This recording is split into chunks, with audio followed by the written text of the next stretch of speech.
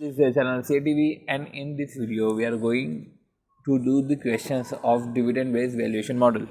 ठीक है, तो इसमें chapter 4 security analysis and chapter 6 security analysis और चैप्टर 4 डिविडेंड, दोनों चैप्टर्स का मिक्सड अप क्वेश्चन रहेंगे. ठीक है, तो बिना किसी तरीके हम स्टार्ट करते हैं. राइट, क्या हुआ, क्या बोला है कि X limited just declared the dividend, मतलब D0 just declare dividend 14 per share. Mister B is planning to purchase the share of X limited. अब बी चाह रहा है कि चलो एक्स के शेयर परचेस करते हैं, increase in anticipate increase in the growth rate from 8 to 9%. चलो, अब which will continue for 3 year, मतलब ग्रोथ बढ़ रही है, which will continue for 3 year. 1 2 3 जो है ग्रोथ रहेगी हमारी 8 to 9%, मतलब 9% हो जाएगी. He also expect the market price of this share to be 360 after 3 year, और 3 साल बाद. ठीक है, he also expect the market price of this share 360. ठीक है, you are required to determine the maximum amount B should pay for the share if he require rate of return 13% per annum. अगर required rate of return 13% per annum है, तो maximum rate of जो है required rate of return अगर 13% है, तो कितना maximum amount इसको पे करना चाहिए. तो देखो कितना अमाउंट हमको पे करना चाहिए. ठीक है, तो समझो कि भाई present value of future cash flow करना पड़ेगा. ठीक है, present value of future cash flow करना पड़ेगा. तो अगर हम देखें कि भाई अगर डिविडेंड है, डिविडेंड कितना पे हो रहा है, हमको ये समझना पड़ेगा. और जस्ट डिक्लेयर्ड डिविडेंड मतलब ये D0 है. ठीक है, तो D0 की अगर हम बात करें, ठीक है, वो है 14. ठीक है, अब ग्रोथ हो रही है 3 साल. ठीक है, और ग्रोथ हो रही है और 9% से ग्रोथ हो रही है, तो 14 इंटू 1.09, ये 15.26 पहले साल का डिविडेंड है, इंटू 1.09 16.63 दूसरा साल का डिविडेंड है, इंटू 1.09 18.13 जो है वो तीसरे साल का डिविडेंड है. और तीसरे साल हमको प्राइस भी देखे रखी, क्योंकि प्राइस आफ्टर 3 ईयर बोला है, मतलब 3 ईयर का एंड. ठीक है, 3 साल के बाद मतलब कि 3 ईयर का एंड है एक तरीके से. ठीक है, अब इसकी डिस्काउंटिंग 13% से करेंगे. ऑब्वियस सी बात है, पहले साल की डिस्काउंटिंग 1/1.13 होगा, और ऐसे करके हम डिस्काउंटिंग करेंगे, और जो प्राइस आएगी वो 288.56 आ रही है. ठीक है, यही था कि डिस्काउंटिंग कर लो. एक्सपेक्टेड डिविडेंड क्या है कि D1 D2 D3 हमने निकाला, 3 साल का, ग्रोथ 9% है, रिक्वायर्ड रेट ऑफ रिटर्न 13% है, डिस्काउंटिंग करी, और इस तरीके से हमारा P0 आ गया. तो इतना कुछ ऐसा खास था नहीं, पर बोल रहे हैं कि maximum price B is willing to pay for share if he is of opinion, अगर उसको लग रहा है कि 9% growth can be maintain indefinitely. अब उसको लग रहा है कि 9% ग्रोथ अगर मेंटेन हो सकती है इनडेफिनेटली, तो भाई जब 9% ग्रोथ उसको लग रहा है कि इनडेफिनेटली मेंटेन हो सकती है, तो ऐसे केस में जब परपेचुइटी वाला सीन आ रहा है, ठीक है ना. अब जब इनडेफिनेट पीरियड तक अगर सेम ही ग्रोथ रहेगी, तो आंसर इसका आंसर रहता है प्राइस निकालने का D1/K-G. ठीक है, तो D1 क्या है अपना 15.26, K क्या है अपना 0.13, और G क्या है 0.09. तो 15.26 डिवाइड बाई 0.04 381.5 आएगा, और 381.5 आएगा, और ये दिख रहा है कि ये हमारा जो है मैक्सिमम प्राइस है.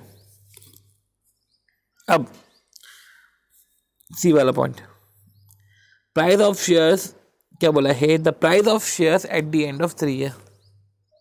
ठीक है, the price of share at the end of 3 year if 9% growth rate is achieved and assuming other condition remaining in the same as second above.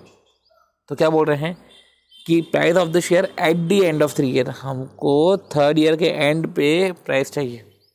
ठीक है, अब 3rd ईयर के एंड पे प्राइस चाहिए, मतलब कि D4 डिवाइड बाई K-G होगा. Obvious सी बात है, तो D4 निकालने का है. ठीक है, अब D3 क्या है हमारा D3 निकाला था.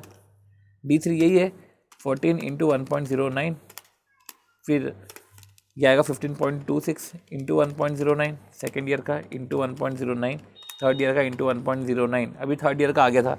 ठीक है, इंटू 1.09 करोगे तो 4th ईयर का आएगा क्या आएगा फोर्थ ईयर का 19.76।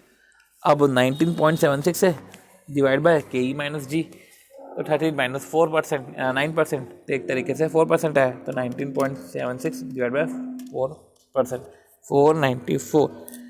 ठीक है, तो एक तरीके से जो है हमारी ये ओवर होता है। जैसा कुछ खास नहीं था इस क्वेश्चन में। ठीक है, अगला क्वेश्चन जो है हमारा वो है चैप्टर नंबर 4 का, चैप्टर नंबर 4 का। ठीक है, 4.25 क्वेश्चन नंबर 25। तो क्या बोल रहे हैं इसमें कि in December 2011 A B and company share was sold for 146। तो जो ए बी एन कंपनी के जो शेयर है ना वो सोल्ड हुए हैं 146 में, मतलब P0 दिखा रहा है। A long term earning growth rate is 146 है, long term earning growth rate है 7.5%। तो long term earning growth rate है 7.5% जो एंटिसिपेटेड है, और A B is expected to pay dividend 3.36। ठीक है, एक्सपेक्टेड टू पे डिविडेंड ये D1 है क्योंकि एक्सपेक्टेड टू पे है, राइट। तो होप सो कि ये सब तो आपको पता ही होगा कि कब वर्ड का यूज़ करके हमको D0 D1 चूज़ करने का है। What rate of return an investor can expect to earn assuming that dividend are expected to grow along with the earnings at 7.5 per year in perpetuity। क्या बोल रहे हैं कि what rate of return an investor can expect। तो क्या बोल रहे हैं कि in December 2011 ABN company was sold, ठीक है, शेयर सोल्ड हुआ 1, तो P0 है हमारा 146, जी है हमारा 7.5% और D1 है हमारा 3.36। What rate of return investor can expect to earn. ठीक है, ठीक है, investor can expect to earn assuming that dividend are expected to grow along with earnings at 7.5 per year in perpetuity. अगर उसको लग रहा है कि डिविडेंड जो है वो expected to grow with earnings, along with earnings, earning के साथ ये भी ग्रो करेगा डिविडेंड भी 7.5 पर ईयर इन परपेचुइटी। ठीक है, अब देखो रिटर्न इन्वेस्टर कैन एक्सपेक्टेड, मतलब रिटर्न एक तरीके से डिविडेंड ही है। ठीक है, अगर उसको लग रहा है कि डिविडेंड एक्सपेक्टेड टू ग्रो, तो सिंपल सी बात है कि अब जो हमारा D1 है, तो सिंपल सी बात है इसमें हमको पता है कि D1 अपॉन के ई माइनस जी। अब हमको D1 दे के रखा है 3.36, के ई तो यही तो पूछ रहे हैं व्हाट रेट ऑफ रिटर्न और investor, rate of return and investor can expect to earn. तो रेट ऑफ रिटर्न की अगर वो बात करते हो डिविडेंड की नहीं, वो के की बात कर रहे हैं। ठीक है, तो समझो कि एक फॉर्मूला है हमारा गॉर्डन्स मॉडल में, जब परपेचुइटी होती है तो D1 अपॉन के ई माइनस जी। अदरवाइज जो प्राइस का फॉर्मूला है वो ये है कि P0 is equal to D0 1 plus g, मतलब कि D1 अपॉन के ई माइनस जी। ठीक है, अब D1 अपॉन के ई माइनस जी है, ठीक है, D1 अपॉन के ई माइनस जी है, तो के ई का मतलब क्या होता है, के ई का मतलब होता है expected rate, required rate, opportunity cost, discount rate, capitalization rate, आप जो भी नाम रखना चाहो रखो। और जो स्मॉल आर होता है उसका मतलब क्या होता है, उसका मतलब होता है ROI, IRR, return on equity, ये सब चीज़ें हैं। तो एक तरीके से अगर हम देखें इधर तो करो क्वेश्चन ये, इसमें क्या है D1 हमको दे के रखा है। ठीक है, तो D1 क्या है हमारा 3.36 डिवाइड बाय के ई माइनस जी। तो P0 क्या होता है D1 अपॉन के ई minus g. 146 is equal to D1, D1 क्या है हमारा 3.36, तो 146 इज इक्वल टू 3.36 के ई माइनस जी, के ई माइनस जी, जी क्या है 7.5। ठीक है, तो जी 7.5 है। ठीक है, तो अब देखो क्या हुआ हमारा, तो इस तरीके से जो है हमारा 9.8 आता है के ई। ठीक है, अब it is expected that A B will earn about 10% on book equity. अब देखो क्या लिखा है, इट इज एक्सपेक्टेड रिटर्न, मतलब कि it is expected that A B will earn about 10% on book equity. Return on equity दिख रहा है, रिटर्न ऑन बुक इक्विटी या स्मॉल आर है, रिटर्न ऑन बुक इक्विटी। ठीक है, तो देखो गॉर्डन्स ग्रोथ मॉडल अगर हम समझे तो गॉर्डन्स ग्रोथ मॉडल में ऐसा है कि या तो आप d1/ke-g कर दो। d1 को आप ऐसे भी लिख सकते हो कि d0 1+g/ke-g, आपने ऐसे लिख दिया। ठीक है, d1/ke-g आपने ऐसे लिख दिया। फिर आती है बात, या तो आप ऐसे लिख लो कि ईपीएस ठीक है 1-b/ke-g। अब ईपीएस 1-b/ke-g की जगह इन्होंने BR कर दिया, BR। ठीक है, तो ईपीएस 1-b इज ke-BR। ठीक है, अब पॉइंट ये है कि ईपीएस 1-b क्या है, बी मतलब हमारा होता है रिटेंशन रेशियो और आर होता है हमारा ROE। ठीक है, तो बी है रिटेंशन रेशियो, आर होता है हमारा ROE। तब समझो, ठीक है, तब समझो इधर अगर रिटेंशन की बात करके रखी है और रिटर्न ऑन इक्विटी की बात करके रखी है तो ऑब्वियस सी बात है इधर ईपीएस वाला फॉर्मूला यूज़ होगा। तो क्या बोल रहे हैं, it is expected that ABN company will earn 10% on book equity and shall retain 60% of earning. तो ABN company will earn about 10% of book equity. ठीक है, तो हमारा स्मॉल जो आर है वो है 10%। ठीक है, और वो रिटेन करेगा, और साथ ही साथ बी जो दे के रखा है वो बी दे के रखा है 60% रिटेंशन रेशियो। तो सिंपल सी बात है कि बी जो है रिटेंशन है वो 60% है, मतलब 0.60 है, और आपका जो आर है वो 10% है। तो एक तरीके से आप जो है रिटेंशन रेशियो को तो सिंपल से बात है डेसिमल में लिखो 0.60, और आपका 10% बुक इक्विटी है। ठीक है, तो वो आपका हो गया आर रिटर्न ऑन इक्विटी। तो एक तरीके से जो आपकी ग्रोथ हो गई है वो बी इंटू आर, 0.6 × 10, ये हो गया हमारा 6% की हमारी हो गई ग्रोथ। ठीक है, ये 6% की हमारी हो गई growth. It is expected that ABN company will earn about 10% of book equity and shall retain 60% of earnings. ठीक है, और इस तरीके से हमारी जो ग्रोथ हो गई वो 6% हो गई। ठीक है, अब ग्रोथ 6% हो गई। In this case whether there would be any change in growth and cost of equity.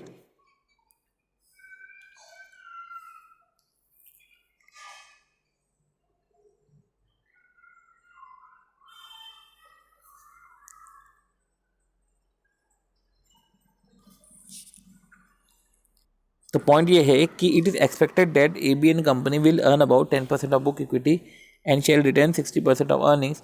In this case whether there would be any change in growth and cost of equity. तो simple सी बात है भाई, आपकी growth हो गई है 6%, आपकी ग्रोथ हो चुकी है 6%। ठीक है, तो क्या चेंज इन ग्रोथ हुआ है? हाँ। क्या change in cost of equity हुई है? तो कॉस्ट ऑफ इक्विटी का मतलब क्या होता है? कॉस्ट ऑफ इक्विटी का मतलब क्या होता है? कॉस्ट ऑफ इक्विटी का ये है कि भैया d1/ke-g हमारा प्राइस होता है, कि हम प्राइस अगर निकालना है तो d1/ke-g करना है। अब जी हमारा हो गया 6%। पहले का जी कितना था हमारा? पहले का अगर हम जी देखें तो जी था हमारा 7.5%। ठीक है, अब वो 7.5% की जगह हो गया है जी हमारा 6%। अब देखो 7.5% की जगह हो गया 6%। पहले का रिटेंशन रेशियो भी अगर हम देखें तो हम उसको 40% मान लेते हैं, जो हमारा रिटेंशन रेशियो है। ठीक है, रिटेंशन रेशियो क्या था हमारा? 10% था क्या रिटेंशन रेशियो? ओके, रिटेन था 60%। और सॉरी, इधर जो रिटेंशन रेशियो है 60%। ठीक है, इधर जो है ग्रोथ है हमारा पहले 7.5 था, अब हो गया 6। ठीक है, वो 6 ग्रोथ रेट इसलिए हुआ क्योंकि रिटेन करा है 60% ऑफ अर्निंग और 10% ऑफ बुक इक्विटी आर है। तो सिंपल सी बात है, रिटेंशन आर जो है रिटर्न ऑन इक्विटी, ठीक है, मान लेते हैं कि रिटर्न ऑन इक्विटी पहले भी 10% था। ठीक है, रिटर्न ऑन इक्विटी पहले भी 10% था। अब जब रिटर्न ऑन इक्विटी पहले भी हमारा जो था 10% था, ठीक है, तो हमारी ग्रोथ क्या हुई? और ग्रोथ अगर हमको 7.5 दे के रखी थी, और तो G equal to BR, 7.5 equal to BR। B क्या है हमारा? बी है हमारा रिटेंशन रेशियो, और आर है हमारा 10% रिटर्न ऑन इक्विटी। तो रिटेंशन रेशियो मेरा 0.75 था, मतलब कि सिंपल सी बात है कि रिटेंशन रेशियो, तो रिटेंशन रेशियो था 0.75 और पे आउट रेशियो था 0.25। ठीक है, अब पे out ratio with 0.25 pay out ratio the EPS will be as follows. क्या रहेगा ईपीएस? ईपीएस क्या रहेगा? सिंपल सी बात है, अगर आपका पे आउट रेशियो 0.25% है, 0.25 है पे आउट रेशियो, ठीक है, तो ऐसे केस में आपका ईपीएस क्या होगा? आपका ईपीएस होगा कि भैया आपका डिविडेंड है 3.36, ये 3.36 डिविडेंड किसा है? 3.36 डिविडेंड किसा है? ये D1 है, तो डिविडेंड डिवाइड बाय पे आउट रेशियो करा, डिविडेंड डिवाइड बाय पे आउट रेशियो करा, तो 3.36 डिवाइड बाय 0.25 13.44, ये है हमारा ईपीएस, ठीक है। तो ये अपना 13.44 हमारा हो गया ईपीएस, ठीक है। अब देखो, तो मतलब कि अब मैं ये बोलना चाह रहा हूँ कि हमारा जो जी था, अभी एक्सपेक्टेड था कि 10% ऑन बुक इक्विटी है, A B will earn 10% on book equity and return 60% of earnings. तो 10% ऑफ बुक इक्विटी है, तो हमारा आर है 0.10, ठीक है, आर है 10, ठीक है, और रिटेंशन रेशियो 60% ऑफ अर्निंग्स है, तो 0.60 हमारा रिटर्न है। तो जो हमारा ग्रोथ है वो 6% था। 6% ग्रोथ के बाद, ठीक है, ये बोल रहे कि क्या चेंज है क्या ग्रोथ रेट में? तो हाँ, चेंज है ग्रोथ रेट में। पहले ग्रोथ रेट था 7.5% और 7.5 से अब हो गया है 6%, ठीक है, ये हो गया हमारा। अब accordingly dividend also get change, तो डिविडेंड भी चेंज होगा। देखो, ग्रोथ चेंज हुई तो डिविडेंड भी चेंज होगा। क्या लिखा है? Accordingly dividend will also get change and to calculate this we shall first calculate the previous retention ratio. हम ये भी तो देखें, हमारा प्रीवियस रिटेंशन रेशियो, ठीक है, वो क्या था? तो प्रीवियस रिटेंशन रेशियो हमने चेक करा, तो हमारा पुराना जो दी था वो 7.5 था, ठीक है, हमारा पुराना जो रिटेंशन, तो हमारा जो पुराना जो ग्रोथ था वो 7.5 था। जो पुराना ग्रोथ था वो 7.5 था, ठीक है, मतलब कि G is equal to B R, ठीक है, 7.5 is equal to B R, ठीक है। आर हमारा 10% था, तो एक तरीके से जो है बी हमको समझ में आ गया, बी 0.75 जो है हमारा जो रिटेंशन रेशियो था, रिटेंशन रेशियो हमारा जो है 0.75 था, ठीक है। मतलब कि हमारा रिटेंशन रेशियो जब 0.75 था बी, तो आर 10% है, जी हो जाएगा हमारा 7.5%। अब जब हमारा रिटेंशन जो है वो 0.60 हो जाता है, ठीक है, तो सिंपल सी बात है, आर हमारा 10% है और जी हो जाता है हमारा 6%। अब ठीक है, अब जी अगर आपका 0.75 है तो ऑब्वियस सी बात है आपका ईपीएस क्या होगा? आपका ईपीएस ये होगा कि डिविडेंड आपका जितना भी है 3.36 डिवाइड बाय 0.25 करना पड़ रहा है, 13.44, ये हमारा 13.44 आया, ठीक है। EPS will be as follows, ठीक है, ये आया हमारा 13.44, ठीक है, ईपीएस आया 13.44। अब ईपीएस 13.44 आया, ये हमारा पुराना ईपीएस आ गया। अब सिंस ईपीएस 13.44 आया है, तो अब जी हो चुका है हमारा रिटेंशन रेशियो जो है हो चुका है वो 60% हो चुका है। तो 13.44 का पे आउट अब कितना होगा? 0.40, तब डिविडेंड है 5.376, तो हमारा जो डिविडेंड है वो 5.376 है। हमसे क्वेश्चन में पूछा है कि क्या चेंज होगा क्या कॉस्ट ऑफ इक्विटी में? तो हाँ, कॉस्ट ऑफ इक्विटी में चेंज होगा। किस तरीके से चेंज होगा? कि किस तरीके से चेंज होगा कि K E is equal to, हमारा फॉर्मूला क्या है? P zero is equal to D1 upon के ई माइनस जी, ठीक है। जी हो चुका है हमारा 75%, नहीं सॉरी, जी हो चुका है हमारा 6%, पी जीरो है, ठीक है। हमारा पी जीरो कितना है? पी जीरो तो हमारा वही रहेगा 146, ठीक है, पी जीरो तो हमारा वही है 146। अब 146 इक्वल टू D1 अपॉन के ई माइनस जी। D1 हमारा क्या है? D1 हमारा क्या है? अगर हम देखें तो सिंस हमारा जो है रिटेंशन रेशियो अब हो चुका है 0.60, तो 13.44 का 40% हम पे आउट कर रहे हैं 5.376, तो 5.376 D1 अपॉन के ई माइनस जी, ठीक है, तो 5.376 है, ठीक है, डिवाइड बाय के ई हमको पता नहीं है, जी हमको पता है, जी हमको पता है, जो हम रेशियो में लिख ले, जो हम लिख लेते परसेंटेज में। तो इस तरीके से हमारा जो पी जीरो क्या हो गया, जो हमारा 146 इज इक्वल टू 5.376, ठीक है, D1 अपॉन के ई माइनस जी, के ई हमको निकालना है, जी हमारा 6% है, तो उसको 6 लिख देने का। तो इस तरीके से के ई हमारा आ जाएगा 9.63%। तो इस तरीके से हम ये बोलना चाह रहे हैं कि चेंज तो हुआ है, कॉस्ट ऑफ इक्विटी भी चेंज हुई है। जब हमारा जो था रिटेंशन रेशियो वो 0.75 था, मतलब पे आउट रेशियो 0.25 था, तो ऐसे कि इसमें जो हमारा के ई था अगर हम देखें तो के ई हमारा 9.80 था। ठीक है, हमारा के ई 9.80 था। अब सिंस जो है रिटेंशन रेशियो हमारा कम हो गया है, ठीक है, तो जैसे कि अभी रिटेंशन रेशियो हमारा कम हो गया है, ग्रोथ रेट हमारी कम हो गई है, तो के ई जो है सिंस रिटेंशन रेशियो कम हो गया है और ग्रोथ रेट कम हो गई है, जो के ई है, के ई हमारा हो गया 9.63%। ठीक है, के ई 9.60%।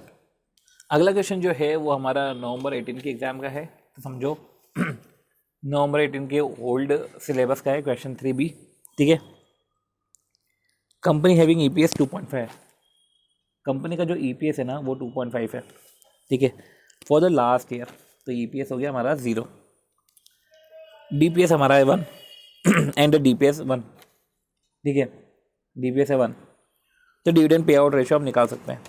ठीक है, 1/2.5, 40% जो है DP रेशियो 40% है।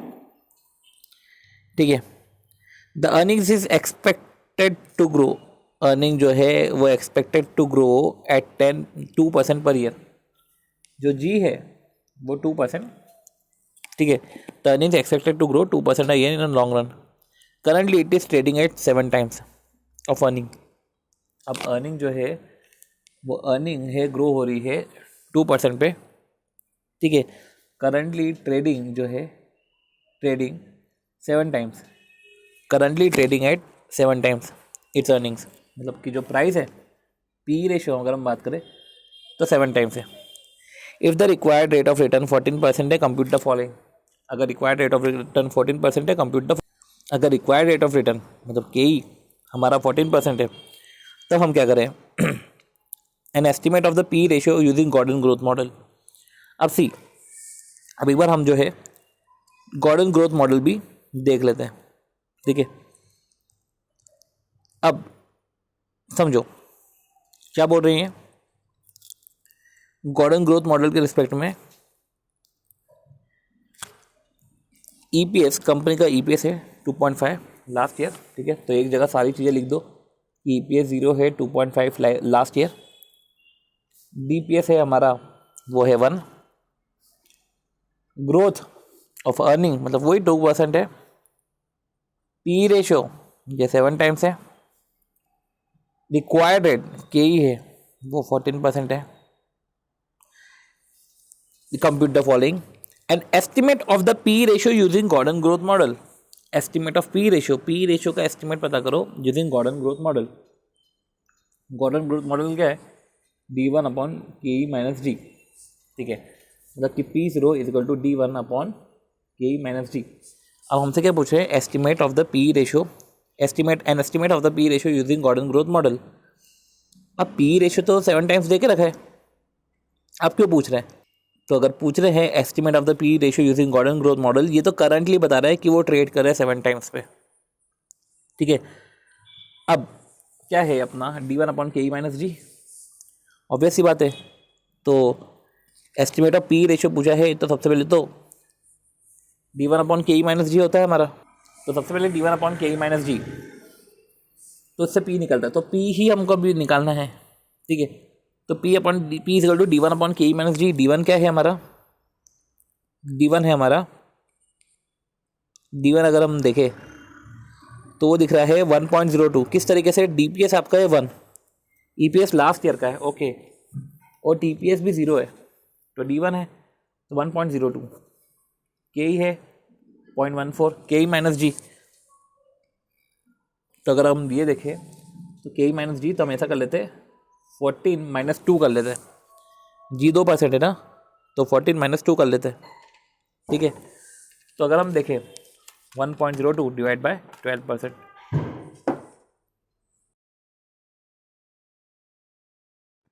प्राइस निकाला 8.5। ठीक है, अब अर्निंग हमारी जो है, अर्निंग है हमारी 2.5, तो इस तरीके से जो हमारा पी रेशो आता है वो यूजिंग गॉर्डन ग्रोथ मॉडल, ये है हमारा 3.4। हो सकता है कि ये पी रेशो जो है ये गॉर्डन ग्रोथ मॉडल के हिसाब से नहीं होगा जो देख रखा है currently it is trading 7 times, तो इसलिए हमने जो है P ratio as per Gordon growth model निकाला। चलो कोई बात नहीं। अब the long term growth rate implied by current P ratio, अब क्या लिखा है, compute the following, compute the long term growth rate implied by current P ratio. Current P ratio क्या है हमारा, करंट पी रेशो है 3.4। अब जब करंट पी रेशो 3.4 है और हमको लॉन्ग टर्म ग्रोथ निकालना है, ठीक है, तो लॉन्ग टर्म ग्रोथ क्या है हमारा कि long term growth rate implied based on current P ratio, ठीक है। अब लॉन्ग टर्म ग्रोथ रेट क्या रहेगा, अब इसके लिए हम समझते हैं कि हमसे पूछा गया है कि the long term growth rate imply by current P ratio, G is equal to होता है बी आर, एक तो ये हमने पढ़ा। पी रेशो जो है करंट, वो करंट पी रेशो हमारा जो है ये अगर हम देखें तो करंट पी रेशो हमारा है 7 times, sorry current P ratio, हाँ करंट पी रेशो है 7 टाइम्स, क्योंकि करंट पी हमसे पूछा था, ये नहीं पूछा है कि पी रेशो है यूजिंग गॉर्डन ग्रोथ मॉडल। तो करंट पी रेशो तो हमारा जो है 7 टाइम्स है। तो long term growth rate implied by current P ratio, तो इन्होंने क्या करा, based on current P ratio price पर शेयर क्या है, based on current P ratio. देखो दो पी रेशो थे, एक तो करंट, ठीक है, और एक जीजीएम के हिसाब से। करंट पी रेशो के हिसाब से 7 है, और अगर हम गॉर्डन ग्रोथ मॉडल के हिसाब से जो है रेशो लेने जाए तो वो है 3.4, जो भी हो, ठीक है। ऐसे केस में अगर हम देखें तो हमारी अर्निंग है 2.5, अब 2.5 को 7 से मल्टीप्लाई करो तो ईपीएस इंटू जैसे कि ग्रोथ हमारा 7 टाइम्स है, ठीक है। तो ऐसे केस में जो है इस तरीके से जो है करंट पी रेशो को यूज़ करते हुए 17.5 हमारी प्राइस आती है। जब बात करें हम गॉर्डन ग्रोथ मॉडल की 3.4 जो आ रहा था, ठीक है, पी रेशो, तो इसके हिसाब से जो प्राइस आ रही थी तो 2.5 इंटू 3.4 ये आ रही थी हमारी 8.5। अब देखो हमसे क्या पूछा गया है, long term growth rate implied by current P ratio. तो नॉर्मल तरीका है कैलकुलेट करने का, P0 is equal to D1 upon K minus G. तो P0 is equal to D1 upon K minus G. हमारा P0 क्या है, करंट पी रेशो के हिसाब से हमारा P0 है 17.5। कैसे भाई, 2.5 इंटू 7 17.5।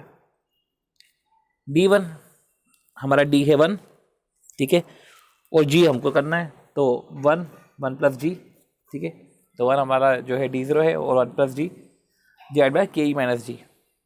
अगर हम के की बात करें तो हमारा के क्या है 14%, तो 14 माइनस जी, ठीक है, तो 14 माइनस जी, ठीक है।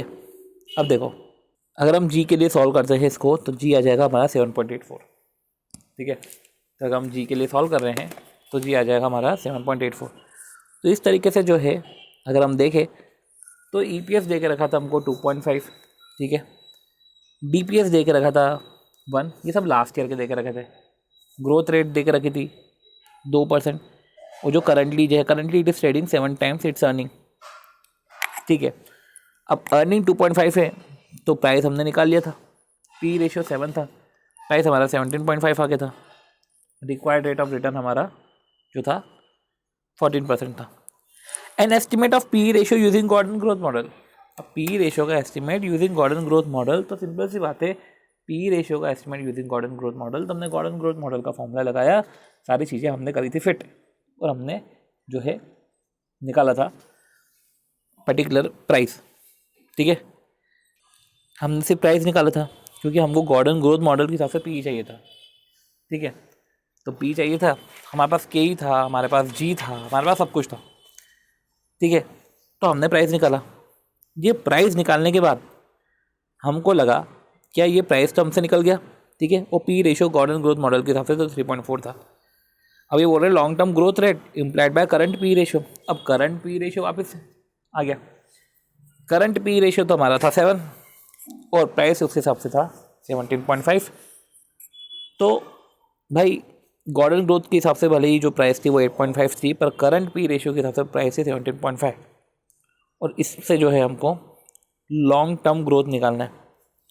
तो 17.5 और लॉन्ग टर्म ग्रोथ निकालना है जो है, तो इस तरीके से जो है हमारे पास के ही था 14%, जी निकालने का था, क्योंकि क्वेश्चन में यही बोल रहे हैं ना लॉन्ग टर्म ग्रोथ रेट क्या है, तो जी पूछ रहे, तो जी हमने निकाल लिया। तो इस तरीके से जो है हमने ये वाला पोर्शन ओवर किया। अब बात आती है एक और क्वेश्चन की। अब इतना अगर आपने देख ही लिया है तो एक तरीके से हम जो है छोटी छोटी चीज़ें इधर समझ लेते हैं। अगर सिक्योरिटी वैल्यूएशन में जाए तो earning available to equity share holder, तो अर्निंग जो अवेलेबल होती है इक्विटी शेयर होल्डर को, तो वो भैया रिटेन अर्निंग भी रहता है और डिविडेंड भी डिस्ट्रीब्यूट होता है। Earning available to equity share holder कैसे निकालता है कि भाई आप सेल में से वेरिएबल कॉस्ट माइनस करते हो, वेरिएबल कॉस्ट माइनस करते हो, कॉन्ट्रीब्यूशन आता है, फिक्स कॉस्ट माइनस करते हो, EBITDA आता है, ठीक है, earning before income tax depreciation and amortisation. अब इसमें डेप्रिसिएशन अमोटाइजेशन माइनस करते हो तो EBIT आता है, मतलब EBIT के भी एक स्टेप पहले से अपन बात कर रहे हैं। EBIT में से अपन इंटरेस्ट माइनस करते हो तो EBT आता है, EBTC में से अपन टैक्स माइनस करते हो तो EAT आता है, EAT में से प्रेफरेंस डिविडेंड माइनस करते हो तो EAES आता है, EAES में से इक्विटी डिविडेंड माइनस करते हो तो रिजर्व एंड सरप्लस आता है। ये थी चीज़ें हमारी। बेसिक रेशियोज़ की बात करें तो डिविडेंड का डिविडेंड यील्ड होता है, डिविडेंड पे आउट रेशियो होता है, ठीक है। तो डिविडेंड यील्ड की बात करें तो DPS अपॉन MPS होता है, ठीक है, DPS अपॉन MPS होता है डिविडेंड यील्ड, ठीक। डिविडेंड पे आउट की बात करें तो डिविडेंड यील्ड होता है DPS upon MPS। Dividend pay out की बात करें तो अर्निंग जितनी हमने करी है उसमें से डिविडेंड कितना डिस्ट्रीब्यूट हुआ है तो DPS upon EPS। Retention ratio की बात करें तो 1 minus dividend pay out ratio हमारा रिटेंशन रेशियो देता है, ठीक है। चलो अब बात करते हैं dividend yield, dividend pay out और रिटेंशन रेशियो की बात कर ली। अर्निंग यील्ड की बात करें तो EPS अपॉन MPS हो जाएगा, earning per share divide bye MPS। Dividend rate, ठीक है, डिविडेंड रेट हम ये भी समझ लेते हैं DPS अपॉन फेस वैल्यू, क्योंकि डिविडेंड रेट बोल के रखा है, ठीक है। अब ये याद रखना कि dividend pay out ratio, retention ratio, total ratio मिला के 1 होता है। अब समझो earning available to equity share holder देखे रखा है, तो earning available to equity share holder divide by number of share, तो हमारा क्या आ जाएगा, earning available to equity share holder divide by number of share, हमारा जो आ जाएगा EPS आ जाएगा। इक्विटी डिविडेंड की बात करें तो dividend divide by number of share हमारा आ जाएगा DPS, मतलब वो जो अपन ऊपर कैलकुलेट करें ना EPS और DPS, तो हम ऐसे EPS और DPS निकाल सकते हैं, ठीक है। अब जो है इक्विटी डिविडेंड जो है हमारा फेस वैल्यू पे निकलता है, मार्केट वैल्यू पे नहीं निकलता है। प्रेफरेंस डिविडेंड का ऐसा है कि वो फेस वैल्यू पे निकलता है, मार्केट वैल्यू पे नहीं निकलता है। रिजर्व एंड सरप्लस की बात करें तो रिटेन अर्निंग है, उसको भी divide by number of share करेंगे तो रिटेन अर्निंग पर शेयर आ जाएगा, ठीक है। अब कुछ बात है जैसे कैश डिविडेंड, स्टॉक स्प्लिट के रिस्पेक्ट में। अब देखो कैश डिविडेंड जो है, कैश डिविडेंड में कैश रहता है हमारा, डिविडेंड देंगे तो कैश कम हो जाएगा, लिक्विडिटी ना फिर कम हो जाएगी, और लिक्विडिटी कम हो जाएगी और डेब्ट टू असेट रेशियो हमारा बढ़ जाएगा, क्योंकि कैश कम हो गया तो असेट कम हो गया, असेट कम हो गया है तो डिनोमिनेटर कम हो गया है, डेब्ट टू असेट रेशियो बढ़ जाएगा, ठीक है। अब समझो क्या बोल रहे हैं कि प्रॉफिट की जो प्रॉफिट है, ठीक है। अब कभी कभी कोई लोग जो है कंपनी जो कंसिस्टेंटली रेगुलर डिविडेंड पे करती है, कभी कभी स्पेशल डिविडेंड पे होता है, फिर जो स्पेशल पे डिविडेंड जो पे होता है ना वो in addition to regular dividend है, ठीक है। और प्रॉफिट में company can go out of business, company go out of business dividend at liquidation, मतलब कि लिक्विडेशन के टाइम पे भी जब डिविडेंड पे होता है तो लिक्विडेशन के टाइम डिविडेंड ऐसे 3 तरीके से पे हो सकते हैं। नॉर्मल हमारा डिविडेंड है, और बात करें स्पेशल डिविडेंड है, और डिविडेंड एट लिक्विडेशन के टाइम, ठीक है। स्टॉक शेयर में अपने बोनस, स्टॉक डिविडेंड में अपना बोनस शेयर पे अपन दे सकते हैं। स्टॉक स्प्लिट का मतलब क्या होता है कि हमारे एग्जिस्टिंग शेयर जो है वो स्प्लिट हो गए, ठीक है। अब प्राइस जो है वो फिर डिक्रीज हो जाएगा क्योंकि नंबर ऑफ शेयर इंक्रीज हो जाते हैं। तो कुछ चीज़ें रिटर्न के रिस्पेक्ट में, return and buy sell decision, क्या बोल रहे हैं return and buy sell decision के रिस्पेक्ट में कि भैया जैसे कि तुम्हारा एक्सपेक्टेड रिटर्न ज़्यादा है और मार्केट में रिक्वायर्ड रिटर्न कम है। एक्सपेक्टेशन इंडिविजुअल के हिसाब से होती है, भैया तुम्हारा एक्सपेक्टेड रिटर्न ज़्यादा है, मार्केट में कम है, तो ठीक है तुम बाय कर लो, ठीक है, बाय कर लो, तुमको कौन रोक रहा है, ठीक है, बाय कर लो। अब एक्सपेक्टेड रिटर्न कम है, रिक्वायर्ड रिटर्न ज़्यादा है, तो ऐसे केस में तुम्हारी एक्सपेक्टेशन कम है, रिक्वायर्ड रिटर्न ज़्यादा है, तो तुम सेल आउट कर लो, ठीक है। तो सिंपल सी बात है, expected return is equal to required return VO minus P0 divide by P0। मतलब कि एक और तरीका कैलकुलेट करने का कि expected return is equal to required return जो है वो तो है ही, plus intrinsic value minus current price divide by current price. Intrinsic value minus current price divide by current price. तो जो भी इंट्रिंसिक वैल्यू है, जो भी करंट प्राइस है डिवाइड बाय करंट प्राइस, अगर इंट्रिंसिक वैल्यू ज़्यादा है और करंट प्राइस कम है तो ऐसे केस में जो है एक्सपेक्टेड रिटर्न हमारी बढ़ जाएगी। क्यों इसलिए बढ़ जाएगी क्योंकि यार इंट्रिंसिक वैल्यू ज़्यादा है और इंट्रिंसिक वैल्यू कम है, मार्केट में प्राइस ज़्यादा है, तो हमारी एक्सपेक्टेशन कम हो जाएगी। मतलब कि हमारी एक्सपेक्टेशन जो है उसकी इंट्रिंसिक वैल्यू के हिसाब से चलती है, ठीक है। मार्केट के हिसाब से हम फ्लक्चुएट नहीं होते, हम देखते कंपनी के अंदर है वर्थ, तो इंट्रिंसिक वैल्यू अगर ज़्यादा है तो एक्सपेक्टेशन में भी ज़्यादा है, भले ही जो है प्राइस ऑफ द शेयर अभी करंट पे वैसा नहीं परफॉर्म कर रहा है। चलो एग्जाम्पल है कि जैसे कि करंट प्राइस है 30 रुपये, ये हमको दे के रखा है P0 30 रुपये। अब इसको जो है एक बार आप लिख लो, क्या है कि जो हमारा एक्सपेक्टेड रिटर्न होता है वो क्या होता है, required return plus intrinsic value minus current price divide by current price. ये ज़्यादा सही तरीका है। VO माइनस P0 की जगह IB minus CMP divide by CMP, ठीक है। से हमने कैलकुलेट करा और फिर इस पर जो था हमारा एक छोटा सा एग्जांपल भी था कि एक्सपेक्टेड रिटर्न क्या होता है कि करंट प्राइस है हमारा 30, इंट्रिंसिक वैल्यू जो है वो है 35, तो 35 माइनस 30, ठीक है, 35 माइनस 30 डिवाइड बाई 30। और रिक्वायर्ड रिटर्न कितना है 8% पर एनम, तो उसको 8 बोल दिया। अब 35 माइनस 30 डिवाइड बाई 30, तो 5 डिवाइड बाई 30 0.16 है। तो अब 0.16 है तो इनको 100 से मल्टीप्लाई करो परसेंटेज में अगर लेकर आना है तो, क्योंकि ये भी परसेंटेज में है तो वो भी परसेंटेज में लेकर आओ, ठीक है। तो इस तरीके से जो है एक्सपेक्टेड रिटर्न आपका परसेंटेज में आएगा। अब कुछ बातें जो है वो डिस्काउंट रेट की रिस्पेक्ट में है कि discount rate internal rate of return of investor, rate at which present value of future cash flow, ठीक है। तो क्या है कि डिस्काउंट रेट क्या है कि जब internal rate of return of investor है, ठीक है, ये डिस्काउंट रेट जो होता है वो internal rate of return of investor होता है। रेट एट विच NPV 0 हो जाता है, सिंपल सी बात है। Present value of future cash flow is equal to present value of outflow. Equity risk premium की बात करें तो RM minus RF into beta, ये हमारा इक्विटी रिस्क प्रीमियम है। फिर कुछ बात है जो nominal cash flow real cash flow के रिस्पेक्ट में, ठीक, कि nominal cash flow real cash flow के रिस्पेक्ट में क्या है कि नॉमिनल कैश फ्लो में इन्फ्लेशन इंक्लूड होता है, ठीक है, और रियल कैश फ्लो में नहीं होता, सिंपल सी बात है। अब इन्फ्लेशन इंक्लूड होता है, अब मनी कैश फ्लो भी बोलते हैं नॉमिनल कैश फ्लो को। तो नॉमिनल कैश फ्लो तो वो होता है real cash flow into 1 plus inflation. Obvious सी बात है कि इन्फ्लेशन इसमें ऐड होता है। रही बात है अगर नॉमिनल कैश फ्लो के रिस्पेक्ट में नॉमिनल डिस्काउंट रेट, तो ये बोल रहे हैं कि इसको एक तरीका और है कि हमको जब मनी कैश फ्लो निकालना है या नॉमिनल कैश फ्लो निकालना है तो real cash flow into 1 plus inflation, real cash flow into 1 plus inflation. तो हमारा नॉमिनल कैश फ्लो है तो real cash flow 1 plus inflation, ठीक है। और एक है कि जैसे ही कैश फ्लो होता है वैसे ही डिस्काउंट रेट होता है कि 1 plus nominal discount rate is equal to 1 plus real discount rate और 1 प्लस इन्फ्लेशन। तो नॉमिनल कैश फ्लो में बाकायदा इन्फ्लेशन ही हम देते हैं, तो 1 plus nominal discount rate is equal to 1 plus real discount rate into 1 plus inflation. चलो ये हमने करा। अब समझो valuation of equity share nominal cash flow and nominal discount rate consider. Okay, valuation of valuing the equity share nominal cash flow and nominal discounting rate consider, ठीक है। तो अब समझो, तो जैसा कैश फ्लो है वैसा हमको डिस्काउंट रेट चूज़ करना पड़ेगा। फिर बात आती है कि जो डिविडेंड की रिस्पेक्ट में वैल्यूएशन मॉडल की अगर हम बात करें तो सबसे पहले आता है वॉल्टर मॉडल। अगर हम देखें तो वैल्यूएशन के रिस्पेक्ट में सबसे पहले वॉल्टर मॉडल आता है, वो तो अपन ने देखा ही नहीं अभी तक। वॉल्टर मॉडल क्या होता है? वॉल्टर मॉडल है, सिंपल सी बात है, DPS, ठीक है।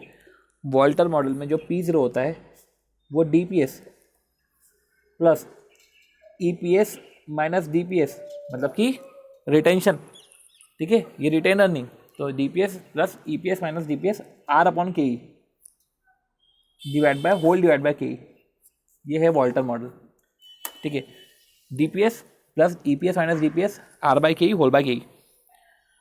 R के तो भयंकर नाम है, R को हम ROI बोल सकते हैं, ROE बोल सकते हैं, IRR बोल सकते हैं, एक्चुअल रेट ऑफ रिटर्न बोल सकते हैं। KE को एक्सपेक्टेड रेट ऑफ रिटर्न बोल दो, कैपिटलाइजेशन रेट बोल दो, डिस्काउंट रेट भी बोल सकते हैं, अपॉर्चुनिटी कॉस्ट ऑफ कैपिटल भी बोल सकते हैं, ये सब KE के नाम है। ठीक है, जो भी है, हमको अगर फेयर प्राइस निकालनी है, थ्योरेटिकल प्राइस निकालनी है, इंट्रिंसिक इक्विलिब्रियम निकालना है, प्रेजेंट वैल्यू प्राइस निकालनी है, जो भी है ये है, और इससे हमको कैलकुलेट करना पड़ेगा। इधर देखो EPS और DPS में ना D0 D1 का लफड़ा नहीं है, वो सिर्फ गॉर्डन में आता है क्योंकि उसमें ग्रोथ इन्वॉल्व होती है। ये आप नॉर्मल तरीके से कैलकुलेट करो, कोई दिक्कत नहीं, वॉल्टर मॉडल का क्वेश्चन। ठीक है, तो ऐसे केस में जो है वॉल्टर मॉडल अभी हमने देखा, तो वॉल्टर मॉडल में बात यह है कि भैया ऑप्टिमम पे आउट रेशियो कब होगा भैया? ऑब्वियस ही बात है, ऑप्टिमम पे आउट रेशियो तब होगा जब R अगर KE से ज़्यादा है। वो तो R और KE पे डिपेंड है। अगर भैया R KE से ज़्यादा है, ठीक है, R अगर KE से ज़्यादा है, तो ऐसे केस में तो ऑप्टिमम पे आउट रेशियो है 0, क्योंकि तुम जितना का जितना रिटेन करोगे वो बेटर है। ठीक है, क्योंकि R KE से ज़्यादा है।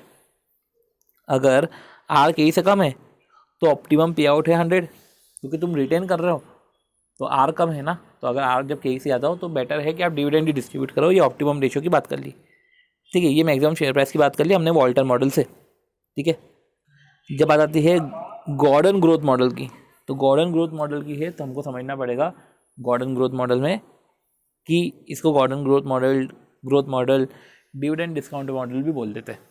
ठीक है, अब इसमें P0 जो होता है वो करंट मार्केट प्राइस होता है, वो D1 upon KE minus G। अब D1 को D0 1 plus G upon KE minus G बोल सकते हैं, और इनफैक्ट D1 को तो ऐसा भी बोल सकते हैं कि EPS इंटू 1 माइनस B, वो भी हमारा रिटेंशन रेशियो, और KE माइनस BR, इस तरीके से भी हम इसको शो कर सकते हैं। अब B हमारा जो है रिटेंशन रेशियो है। ठीक है, ये B हमारा रिटेंशन रेशियो है। R इसको अपन ROI बोल सकते हैं, IRR बोल सकते हैं, एक्चुअल रेट ऑफ रिटर्न बोल सकते हैं, रिटर्न ऑन इक्विटी बोल सकते हैं, रिटर्न ऑन बुक इक्विटी बोल सकते हैं, जो अभी हम क्वेश्चन में हमने देखे। KE की बात करें तो ER है, KE है, अपॉर्चुनिटी कॉस्ट है, डिस्काउंट रेट है, कैपिटलाइजेशन रेट है, सब है। ठीक है, अब ये हमने पढ़ा। ठीक है, इसको हमने वर्ड्स तो हमने समझ लिया, हम इसमें तो कंफ्यूज नहीं होंगे। अब कुछ चीज़ें हैं कि जैसे कि P0, तो जब अगर सिक्योरिटी कॉस्ट लग रही है, इन द सेंस कि शेयर इशू करते समय कुछ फ्लोटेशन कॉस्ट लग रही है, तो P0 में 1 माइनस F हो जाएगा, क्योंकि फिर वो P0 से एडजस्ट हो जाता है फ्लोटेशन कॉस्ट। ठीक है, तो P0 से फिर वो एडजस्ट हो जाएगा, तो P0 1 माइनस F हो जाएगा। ठीक है, और अगर हम बात करें तो KE निकालने का देखो अपना फॉर्मूला, एक तो CAPM का फॉर्मूला तो है ही है, पर 1/PE रेशियो भी करना पड़ सकता है। KE में 1/PE रेशियो मतलब 1/PE रेशियो मतलब कि PE रेशियो क्या होता है? MPS upon EPS। ये हो गया 1/KE ratio EPS upon MPS। ठीक है, तो ये बिल्कुल लास्ट रिजॉर्ट है। ये अभी हम जब PM का क्वेश्चन नंबर 4.14 करेंगे, क्वेश्चन नंबर 16, तो हम इसको देखेंगे। ठीक है, अब रही बात P0 की, तो P0 में एक ऐसा है कि हमको जब प्राइस निकालनी हो तो हमने एक डिविडेंड बेस पे हमने समझा कि हम डिविडेंड बेस पे हम प्राइस निकाल सकते हैं, कि जो D1 upon KE minus G। कुछ ऐसा है कि भैया एक क्वेश्चन अपन ये भी देखा था जिसमें D1 plus P1 upon 1 plus KE था। ठीक है, D1 plus P1 upon 1 plus KE था। ठीक है, तो अगर हम बात करें तो जो है P0 D1 plus P1 upon 1 plus KE था। ठीक है, ये सब हमने देखा। अब एक रेयर सिचुएशन है, पर ठीक है, वो रेयर सिचुएशन अभी इधर हम कवर नहीं करते, नेगेटिव ग्रोथ के रिस्पेक्ट में है, वो नहीं देखते। Growth can also be term है सस्टेनेबल ग्रोथ। ठीक है, अब समझो growth can also be term है सस्टेनेबल ग्रोथ। अब क्या है इसमें कि CAGR ग्रोथ के रिस्पेक्ट में बात करें तो ग्रोथ वही रिटेंशन रेशो इंटू ROE और B इंटू R। ठीक है, फिर हमने MPS पढ़ा कि EPS इंटू PE रेशो वो हो जाता है हमारा MPS, और BVPS इंटू ROE मतलब देखो EPS इंटू PE रेशो वो हो जाता है MPS। ठीक है, तो EPS इंटू पी रेशो जो है, अर्निंग हमने जितनी करी, ठीक है, मल्टीप्लाई बाय पी रेशो, ठीक है, अर्निंग का कितना टाइम होता है, ठीक है, तो MPS है। और वैसे ही बुक वैल्यू पर शेयर है, बुक वैल्यू पर शेयर है, तो इसको ROE से मल्टीप्लाई किया, तो ऐसे केस में हमारा EPS आ जाएगा। सिंपल से आता है, बुक वैल्यू पर शेयर है, इसको ROE से मल्टीप्लाई करेंगे तो हमारा EPS आ जाएगा। EPS इंटू पी रेशो करेंगे तो MPS आ जाएगा। EPS अगर क्लियर नहीं हो तो एज्यूम करना है EPS 1 है, ठीक है। EPS जब क्लियर नहीं हो तो एज्यूम करना है EPS 1 है, ठीक। सो जो है, जब EPS क्लियर नहीं हो तो एज्यूम करना है EPS ही हमारा EPS 1 है, ठीक है। अभी इस पे जो क्वेश्चन है, 2-3 क्वेश्चन अपने को करने के हैं। सबसे पहले तो क्वेश्चन है जो हमारा ये है PM का 4.14 क्वेश्चन नंबर 16। अब PM का 4.14 क्वेश्चन नंबर 16 इसलिए कर रहे हैं क्योंकि ये 1/P रेशो का है, ठीक है, जहाँ पे हमने 1/P रेशो यूज़ करा था, ठीक है। तो एक बाई क्वेश्चन देख लेते हैं।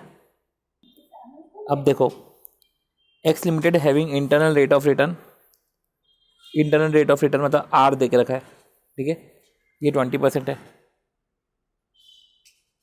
ओके, तो इंटरनल रेट ऑफ रिटर्न 20% है, डिक्लेयर डिविडेंड है हमारा 18%, तो R है वो हमारा 20% है, हमारा हो गया वो 0.20। डिक्लेयर डिविडेंड 18% है, 18% हमारा डिक्लेयर डिविडेंड है, ठीक है। इससे हम D0 निकाल सकते हैं। On it's equity share face value 10 है, तो D0 जो है हमारा वो 1.8 आ गया। पे आउट रेशो 36% है, तो 1.8 डिवाइड बाई 36%, तो हमारा जो EPS आ गया वो आ गया हमारा 5, ठीक है। पी रेशो है 7.25, तो 5 इंटू 7.25 36.25, ठीक है। तो ये हमारा जो है 36.25 आ गया। तो हमने कैसे कैलकुलेट किया भैया, 1.8 अपना डिविडेंड जा रहा है, डिवाइड बाई 36% किया, तो हमारा EPS आ गया। EPS को इंटू पी रेशो करा तो 36.25 हमारा मार्केट प्राइस आ गया, हमारा P0 आ गया, क्योंकि P0 ही हमारा जो होता है वो CMP होता है, ठीक है। अब find the cost of equity according to the Walter's model and hence determine the limiting value. अब लिमिटिंग वैल्यू पूछा, लिमिटिंग वैल्यू मतलब ये पूछ रहे हैं कि वॉल्टर्स मॉडल से, अब एक बार पता कर लो, ठीक है, कॉस्ट ऑफ इक्विटी आप पता कर लो वॉल्टर्स मॉडल से, और जैसे ही आपको कॉस्ट ऑफ इक्विटी पता चल गई, देखो वॉल्टर मॉडल ये प्राइस का फॉर्मूला है, पर हमको सब सारा डेटा देख के रखा है तो हम के ही निकाल सकते हैं। वॉल्टर मॉडल का फॉर्मूला क्या है, DPS plus EPS minus DPS, ठीक है, EPS माइनस DPS। देखो तो हमारा DPS हो गया plus EPS minus DPS upon में इंटू R बाय के होल डिवाइड बाय के, ठीक है। तो हमारा जो देखा जाए DPS, तो DPS हमारा कितना है, DPS हमारा कितना है। अब इधर वॉल्टर मॉडल में ग्रोथ की तो बात आती नहीं, तो D0 D1 D0 इसका जो है ये कोई लफड़ा तो है नहीं था, तो देखा जाए तो DPS हमारा 1.8 आ गया। EPS हमने 5 निकाल दिया, 5 माइनस 1.8 डिवाइड बाई के, ठीक है, तो वही 5 माइनस 1.8 डिवाइड बाई के और होल डिवाइड बाई के। फिर जो है हमने के निकाला, ठीक है, और के के रिस्पेक्टिव हमारी इक्वेशन निकल गई, और जब हम के लिए सॉल्व कर रहे थे तो ऐसी सिचुएशन बैठ जाएगी कि 36.25 के स्क्वायर इज इक्वल टू 1.8 के प्लस 0.64। तो इसका फॉर्मूला क्या है, AX square plus BX plus C का फॉर्मूला क्या होता है, minus B plus minus B square minus 4AC/2 है। तो वही जो है AX square plus BX plus C, ठीक है। तो उसमें जो x का फॉर्मूला होता है, मतलब कि इधर भी अगर x को रिप्लेस कर दिया के से, तो के का फॉर्मूला ये है माइनस बी, तो minus 1.8 plus minus under root B square minus 4AC, ठीक है। तो इधर अगर हम बात करें, ठीक है, तो बी स्क्वायर तो 1.8 है हमारा b, ठीक है, 4AC a है हमारा 36.25, तो बी स्क्वायर माइनस और a है हमारा माइनस 36.25। इस तरीके से हम जो है वैल्यू कैलकुलेट करेंगे और हमारा जो है के आ जाएगा 16%। अब जब के है हमारा 16% और r है हमारा 20%, तो सिंपल सी बात है r इज़ ग्रेटर देन के। जब लिमिटिंग वैल्यू की बात आती है तो मैक्सिमम रेशियो क्या होगा, जब मैक्सिमम रेशियो तब होगा जब DPS हमारा हो जाएगा 0। जब DPS हमारा 0 हो जाएगा तो EPS रहेगा हमारा 5, तो 5 इंटू 0.20 डिवाइड बाय 0.16, ठीक है। तो 5 into 0.20 divide by 0.16 whole divide by 0.16, यह है 39.0625, ठीक है। ये हमारा हाईएस्ट वैल्यू आ गई शायद तक 39.0625, ओके 39.06 आ गई हाईएस्ट। और लोएस्ट वैल्यू क्या होगी, जब आप पूरा का पूरा जो है आर के ई से ज़्यादा है, पर आपने पूरा का पूरा अगर डिविडेंड बांटा है तो आपकी लोएस्ट वैल्यू हो जाएगी।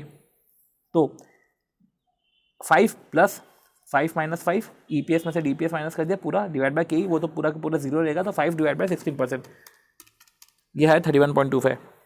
इस तरीके से जो है हमने लो वैल्यू और हाई वैल्यू निकाल ली।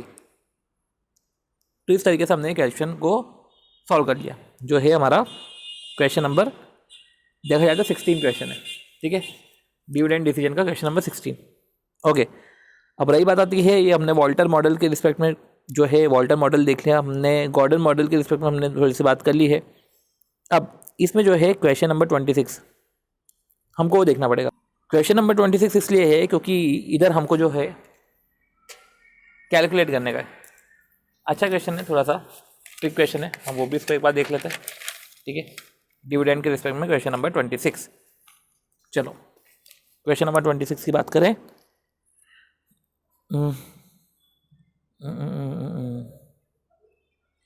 ओके, क्वेश्चन नंबर 26 की बात करें। ओके, अच्छा क्वेश्चन है। ओके, सो स्टार्ट करते हैं। शू मैन्युफैक्चरिंग कंपनी, इधर जो है एक्स लिमिटेड एक शू मैन्युफैक्चरिंग कंपनी है, और पूरी की पूरी इक्विटी फाइनेंस्ड है, इसका पेड अप कैपिटल 10 लाख है, ठीक है। अब पेड अप कैपिटल की बात करके रखी है, वो है हमारी 10 लाख, और फिर नंबर ऑफ शेयर अगर हम निकालें तो 1 लाख जो है हमारे शेयर है। एक्स लिमिटेड ने हायर करके रखा है स्वास्तिका कंसल्टेंट का to analyse the future earning. The report of Swastika consultant stated follows the earning and dividend will grow next 2 years. Earning और डिविडेंड पहले साल दूसरे साल ग्रो करेंगे 25%, 25%, तो डिविडेंड भी 25%, 25% ग्रो करेगा, ठीक है। अब earnings are likely to grow at a rate of 10% from third year onwards. तो थर्ड ईयर और उसके ऑनवर्ड जो है लाइकली टू ग्रो 10%, ठीक है। तो थर्ड ईयर ऑनवर्ड से जो है likely to grow, earnings are likely to grow 10 year, third year और ऑनवर्ड से 10% बढ़ेगा। अब देखो, डिविडेंड का थर्ड ईयर और ऑनवर्ड से ऐसा कुछ बात नहीं करी है, पर further there is a reduction in earning growth. तो further if there is a reduction in earning growth, अब जैसे कि रिडक्शन हुआ है अर्निंग ग्रोथ में 20% से 25% से 10% पे आ गया है, dividend pay out ratio will increase to 50%, ठीक है। अब डिविडेंड पे आउट रेशियो जो है वो इंक्रीज हो गया है टू 50%। तो अगर हम देखें तो डिविडेंड पे आउट रेशियो जो है वो इंक्रीज हो जाएगा, ठीक है, थर्ड ईयर और ऑनवर्ड से, ठीक है। अपन ये बोल सकते हैं कि dividend pay out ratio increase हो गया टू 50%। अभी हम इसको समझ लेंगे, but dividend pay out ratio है 50% है। अब other data relating to company are as followers है कि 2010 से लेकर 2014 तक ये EPS की पूरी डिटेल है, डिविडेंड की डिटेल है, शेयर प्राइस देकर रखा है, ठीक है। अब you may assume that tax at 30% not expected to change in the future, ये फ्यूचर में चेंज ही नहीं होगी, and post tax cost of capital ही 15%, ठीक है। तो post tax cost of capital, ठीक है, तो जो post tax cost of capital है वो 15% है। अब using the dividend valuation model calculate the expected market price. अब हमको एक्सपेक्टेड मार्केट प्राइस निकालना है। अब देखो बात यह है कि अर्निंग ग्रो करी थर्ड ईयर और ऑनवर्ड से 10%, थर्ड ईयर एंड ऑनवर्ड से, इधर ये याद रखो कि थर्ड ईयर एंड ऑनवर्ड से, क्योंकि थर्ड ईयर एंड ऑनवर्ड्स बोल के रखा है, मतलब तीसरे साल का हमने डिविडेंड निकाला और फिर चौथे साल से हम जो है परपेचुइटी अप्लाई कर देंगे, ठीक है। तो अभी हम जो है इसको समझते हैं, पहले दूसरे साल को हम जो है इसके जो है डिविडेंड को हम फ्यूचर कैश फ्लोज जो इनके हैं इसको प्रेजेंट वैल्यू पर लेकर आते हैं। तो ऑब्वियस सी बात है, हमने क्या करा कि हमारा पुराना डिविडेंड है 9.6, कैसे समझ में आया, ये 9.6। अब ये जो 9.6 है इसमें हम अप्लाई करते हैं, ठीक है। तो ये हमारा पुराना अर्निंग है, पुरानी अर्निंग है 9.6। चलो 9.6 प्लस 25% यह है 12, प्लस 25% है यह है 15, प्लस 10% है यह है 16.5, और ये चले जा रहा है, ठीक है। डिविडेंड की बात करें तो सिंपल सी बात है, हम ऐसा समझ सकते हैं कि डिविडेंड पर शेयर 3.84 है, रेशियो में तो कुछ चेंज नहीं हुआ है, तो 3.84 है, तो प्लस 25% ये हमारा आ गया 4.8, प्लस 25% ये हमारा आ गया 6। अब सिंपल सी बात है कि थर्ड ईयर में जो है डिविडेंड का ग्रोथ बता के नहीं रखा है, पर रेशियो बता के रखा है 50%। मतलब थर्ड ईयर में जो है 16.5 का 50% हो गया, तो 16.5 का 50% हो गया, एक तरीके से 8.25। ठीक है, अब इसकी भी ग्रोथ जो है 10% चलती रहेगी। ठीक है, अब समझो हमको के ही दे के रखा है ये 15%। ठीक है, तो फ्यूचर कैश फ्लोज का हमने प्रेजेंट वैल्यू निकाल लिया, तो ये फ्यूचर कैश फ्लोज है। ठीक है, DPS इसका हमने प्रेजेंट वैल्यू निकाला। 2017 का भी हमने प्रेजेंट वैल्यू निकाला, ये 3 का हमने प्रेजेंट वैल्यू निकाला। मतलब थर्ड ईयर एंड ऑनवर्ड्स है ना, तो हम थर्ड ईयर का भी कैलकुलेट करेंगे। ठीक है, प्रेजेंट वैल्यू निकाला 14.141। अब जो है परपेचुइटी फॉलो कर लो। ठीक है, परपेचुइटी कैसे फॉलो करोगे कि D1/K माइनस जी। ठीक है, तो D1 क्या है, 8.25 है, इसको 1 जो है ग्रोथ 1.10 9.075 K माइनस जी करो 181.50। इस तरीके से हमारा जो है, इस तरीके से जो है हमारा 181.50। ओके, और पर D1/K माइनस जी से हम D3 पे पहुँचेंगे। इसको 3 साल का डिस्काउंट करो और प्रेजेंट वैल्यू ऑफ डिविडेंड तो हमने करा ही है, तो एक्सपेक्टेड मार्केट प्राइस हमारा जो है 133.57 आया। अब पी रेशियो है। ठीक है, अब समझो मार्केट प्राइस तो हम निकाल चुके हैं 133.57, अब हमको पी रेशियो निकालना है। तो ऑब्वियस सी बात है कि भैया मार्केट प्राइस हमको दे के रखा है 133.57। अब पूछ रहे हैं कि पी रेशियो निकालो। पी रेशियो कैसे निकालोगे, 133.57 डिवाइड बाई 9.6। अब इन्होंने जो है अर्निंग्स में अगर हम बात करें तो पी रेशियो में इन्होंने अर्निंग ले ली यहाँ की 9.6 की, वो पी रेशियो पूछ रहे हैं। तो ठीक है, अच्छा okay okay okay okay okay, ये इसलिए कर रहे हैं, सिंपल सी बात है ना यार, हम प्राइस तो P0 पे लेकर आ गए ना एक तरीके से। भाई expected market price at current date, तो हम तो लेकर आ गए ना, तो करंट पे लेकर आ गए हैं। अब ये करंट पे लेकर आ गए हैं तो डिवाइड बाय अगर हम करेंगे अर्निंग पर शेयर 9.6 दे के रखा है, तो पी रेशियो आ गया 13.91। और इस तरीके से जो है हमने ये वाला क्वेश्चन भी देख लिया। ठीक है, 26 वाला क्वेश्चन, ये भी एक अच्छा क्वेश्चन था, इसको हमने देख लिया। ठीक है, अब देखो कुछ क्वेश्चन ऐसे थे जहाँ पे EPS 1 मानना पड़ता है, तो ठीक है उधर आप EPS 1 मान लेना। EPS 1 इन द सेंस कि वो गॉर्डन ग्रोथ मॉडल में हमको EPS का काम पड़ता है। रही बात है रिटर्न ऑन इक्विटी एंड जो है बुक वैल्यू पर शेयर, तो हमने पढ़ा था कि अर्निंग पर शेयर जो हमारा निकला था वो कैसे निकला था, return on equity book value per share के ऊपर। अब रिटर्न ऑन इक्विटी क्या होता है, earning available to equity share holder कि earning available to equity share holder divide by equity share holder fund into 100 कर लेना। और बुक वैल्यू पर शेयर क्या होता है, equity share holder fund divide by number of equity share.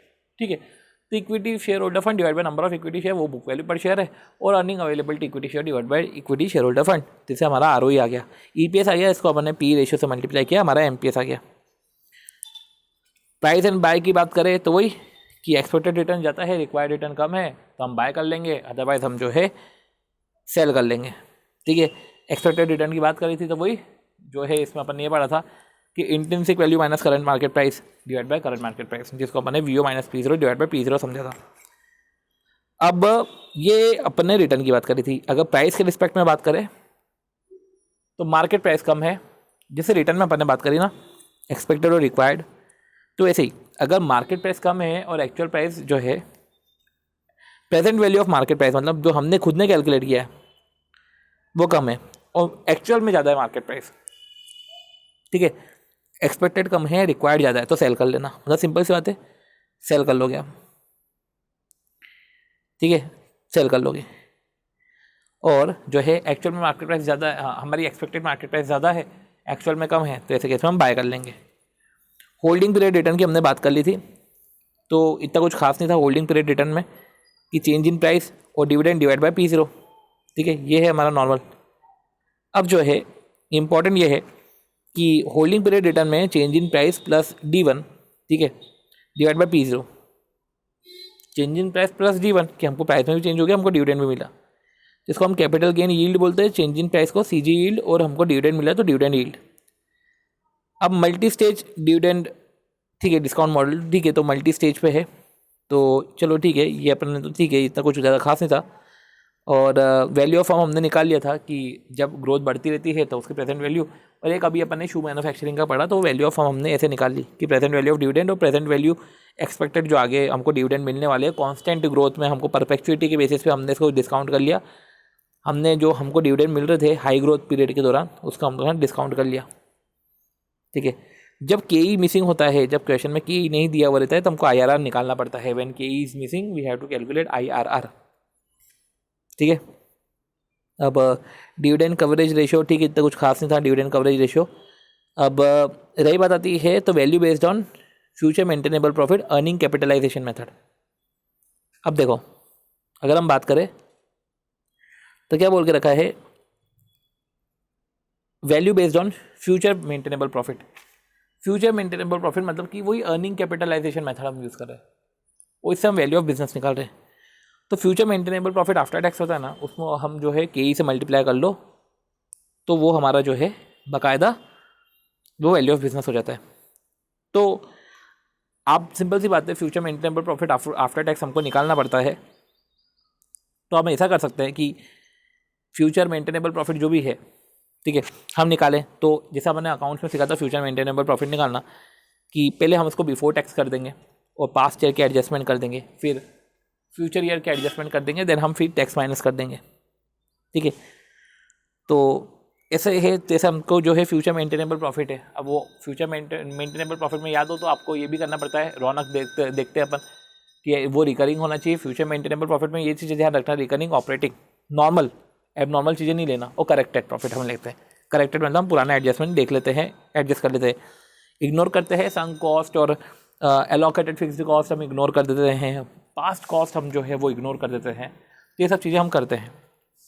ठीक है, अब ये हमने करा। ठीक है, कुछ एक बेसिक चीज़ ये भी समझने की है कि भैया अपन ने क्या देखा कि वैल्यू ऑफ बिजनेस हमने निकाला, ये फ्यूचर मेंटेनेबल प्रॉफिट को हमने कैपिटलाइज कर दिया। एक तरीका ये भी है कि ये वैल्यू ऑफ बिजनेस निकाला, उस वैल्यू ऑफ बिजनेस में से लॉन्ग टर्म डेप्ट माइनस कर दो तो वैल्यू ऑफ इक्विटी आ जाएगा, divide by number of share कर दो तो वैल्यू पर शेयर आ जाएगा। ठीक है, ये चीज़ें हैं।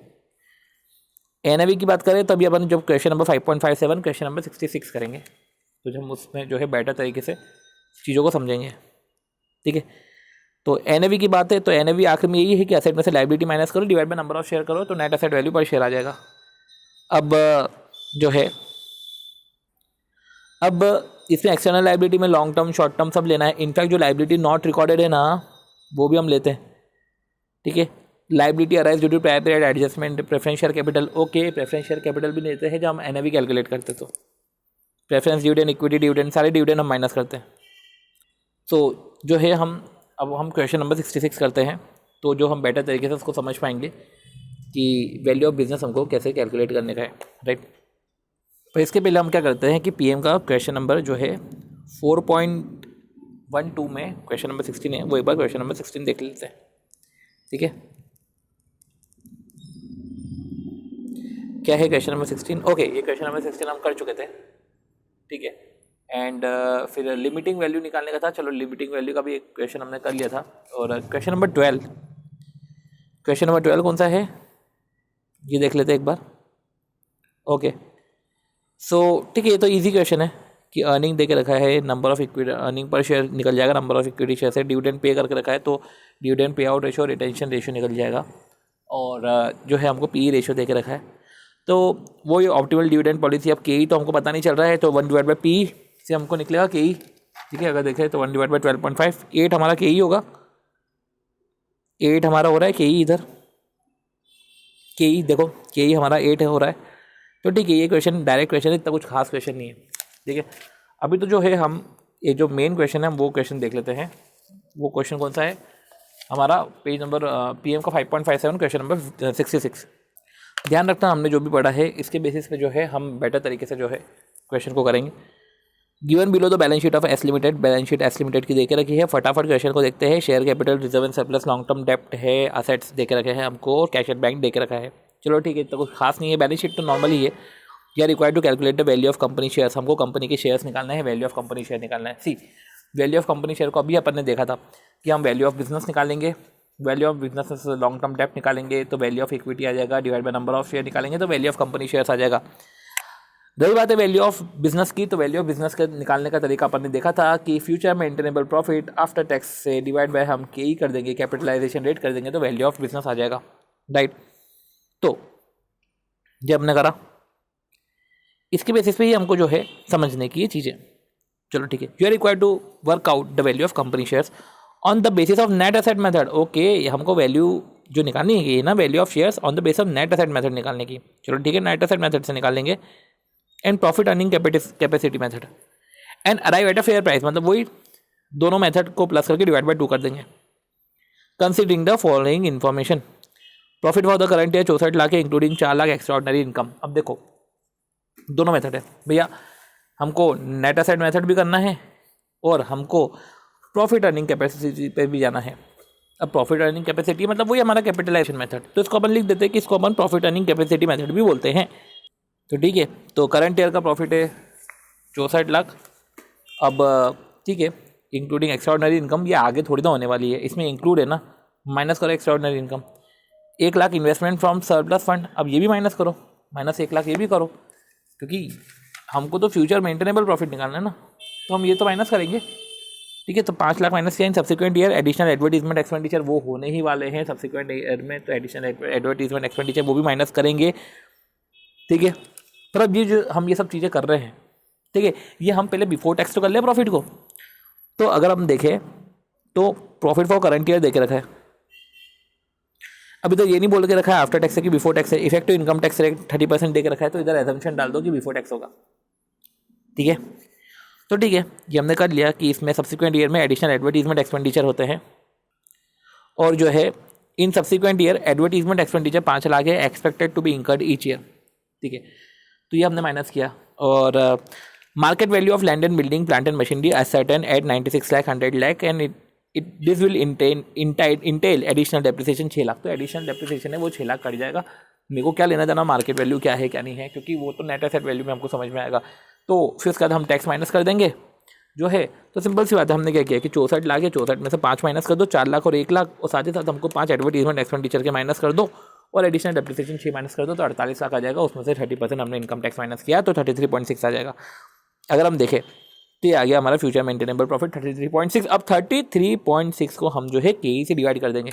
33.6 को डिवाइड बाय 15% कर लो तो एक तरीके से 224 आ गया। ये तो वैल्यू ऑफ बिजनेस आ गया मेरा कैपिटलाइजेशन के हिसाब से, ये हमारा वैल्यू ऑफ बिजनेस आ गया।